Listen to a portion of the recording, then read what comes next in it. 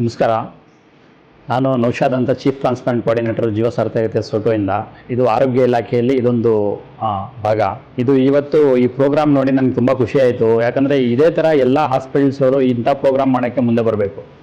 ಯಾಕಂತ ಹೇಳಿದರೆ ಜನಗಳಿಗೆ ಅವೇರ್ನೆಸ್ ತುಂಬ ಇಂಪಾರ್ಟೆಂಟ್ ಇದೆ.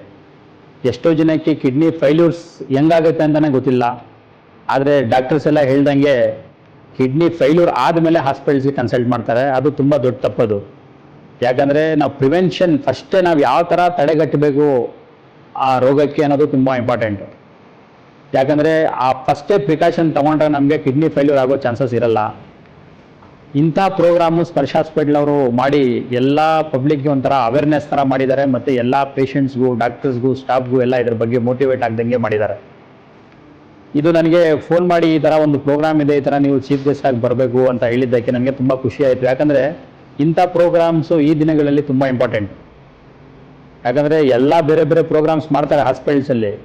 ಅದೇ ಥರ ಈ ಆರ್ಗನ್ ಡೊನೇಷನ್ ಅವೇರ್ನೆಸ್ ಬಗ್ಗೆ ಕೂಡ ಪ್ರೋಗ್ರಾಮ್ಸ್ ಮಾಡಬೇಕು ಹಾಸ್ಪಿಟಲ್ಸಲ್ಲಿ. ಎಲ್ಲ ಹಾಸ್ಪಿಟಲ್ಸ್ ಇದಕ್ಕೆ ಮುಂದೆ ಬರಬೇಕು.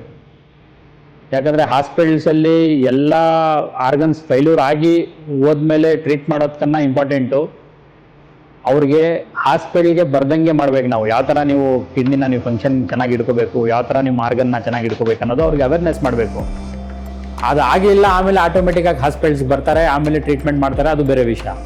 ಇಂಥ ಪ್ರೋಗ್ರಾಮ್ಸು ಎಲ್ಲ ಹಾಸ್ಪಿಟಲ್ಸ್ ಅವ್ರು ಮುಂದೆ ಬಂದು ಮಾಡಬೇಕು. ಮತ್ತು ಈ ಥರ ಸ್ಪರ್ಶ ಹಾಸ್ಪಿಟಲ್ಸು ಗ್ರೂಪ್ ಈ ಥರ ಇನಿಷಿಯೇಟಿವ್ ತೊಗೊಂಡಿದ್ದಕ್ಕೆ ನನಗೆ ತುಂಬ ಖುಷಿ ಆಗ್ತಾ ಇದೆ.